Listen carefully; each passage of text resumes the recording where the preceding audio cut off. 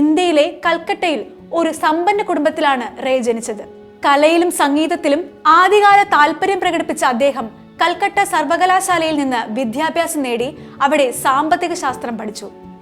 ബിരുദം നേടിയ ശേഷം കവിയും തത്വചിന്തകനുമായ രവീന്ദ്രനാഥ ടാഗോർ സ്ഥാപിച്ച ശാന്തിനികേതൻ എന്ന സർവകലാശാലയിലേക്ക് മാറുന്നതിന് മുമ്പ് അദ്ദേഹം കുറച്ചുകാലം കൊമേഴ്സ്യൽ ആർട്ടിസ്റ്റായി ജോലി ചെയ്തു. ശാന്തിനികേതനിലാണ് റേ സിനിമ ചെയ്യാൻ തുടങ്ങിയത്. 1955 പുറത്തിറങ്ങിയ റേയുടെ ആദ്യ ചിത്രമായ പഥേർ പാഞ്ചാലി ക്രിട്ടിക്കലായും കൊമേഴ്സ്യൽ പരമായും വൻ വിജയമായിരുന്നു. അപ്പുവിന്റെ കുട്ടിക്കാലം മുതൽ പ്രായപൂർത്തിയാകുന്നത് വരെയുള്ള ജീവിതം പിന്തുടരുന്ന അപ്പു ട്രൈലോജിയിലെ ആദ്യ ചിത്രമായിരുന്നു പഥേർ പാഞ്ചാലി.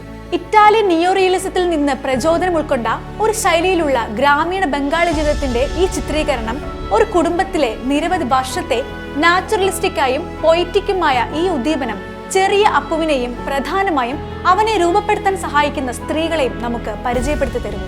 കാൻ ഫിലിം ഫെസ്റ്റിവലിൽ മികച്ച ഹ്യൂമൻ ഡോക്യുമെന്റിനുള്ള അവാർഡ് നേടിയ പഥേർ പാഞ്ചാലി യുവനായകന്റെ ശാശ്വതമായ കണ്ടെത്തലുകളാൽ വിവരിച്ച ഉജ്ജ്വലമായ ഛായാഗ്രഹണത്തിലൂടെ ഒരു ആഴത്തിലുള്ള സിനിമാറ്റിക് അനുഭവവും മൗലിക ശക്തിയുടെ ചിത്രവുമാണ്. പഥേർ പാഞ്ചാലിയുടെ രണ്ടാം ഭാഗം നിർമ്മിക്കാൻ സത്യജിത് റേ പദ്ധതി ഇട്ടിട്ടുണ്ടായിരുന്നില്ല. എന്നാൽ ചിത്രത്തിന്റെ അന്താരാഷ്ട്ര വിജയത്തിന് ശേഷം അപ്പുവിന്റെ ആഖ്യാനം തുടരാൻ അദ്ദേഹം തീരുമാനിച്ചു. ആദ്യ സിനിമ അവസാനിക്കുന്നിടത്ത് നിന്ന് അപരാജിതോ തുടങ്ങുന്നു. അപ്പുവും കുടുംബവും നാട്ടിൽ നിന്ന് മാറി തിരക്കേറിയ വിശുദ്ധ നഗരമായ വാരണാസിയിലേക്ക് താമസിക്കാൻ പോകുന്നു. വിടർന്ന കണ്ണുകളുള്ള കുട്ടിയിൽ നിന്ന് ബുദ്ധിപരമായി ജിജ്ഞാസയുള്ള കൗമാരക്കാരനായി അപ്പു മാറുന്നു.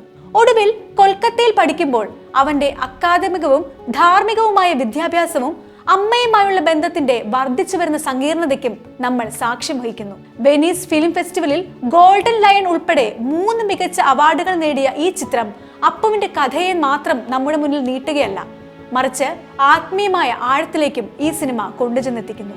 അപ്പു ട്രൈലോജിയുടെ അവസാന ചിത്രമായ അപൂർ സൻസാർ പുറത്തിറങ്ങിയപ്പോഴേക്കും ആദ്യത്തെ 2 അപ്പു സിനിമകൾ മാത്രമല്ല, ദി മ്യൂസിക് റൂം എന്ന മാസ്റ്റർ പീസും സത്യജിത് റേ സംവിധാനം ചെയ്ത് ഒരു ഇതിഹാസമായി മാറാനുള്ള പാതയിലെത്തിയിരുന്നു. ഈ അസാധാരണമായ അവസാന അധ്യായം നമ്മുടെ നായകന്റെ യാത്രയെ പൂർണ്ണമായി കൊണ്ടുവരുന്നു.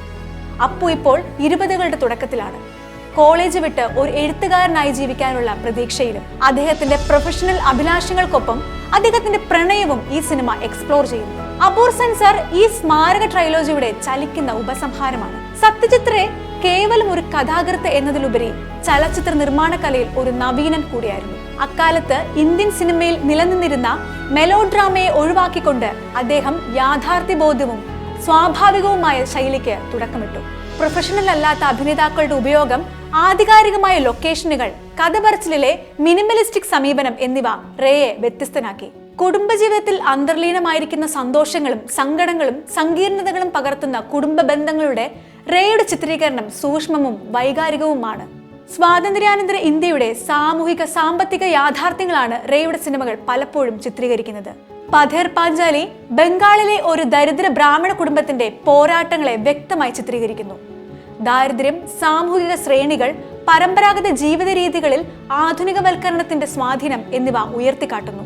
റേയുടെ തീക്ഷ്ണമായ സാമൂഹിക വ്യാഖ്യാനം വർഗപരമായ അസമത്വങ്ങളെയും അധസ്ഥിതർ നേരിടുന്ന വെല്ലുവിളികളെയും പരിവേഷണം ചെയ്യുന്നതിൽ പ്രകടമാണ്.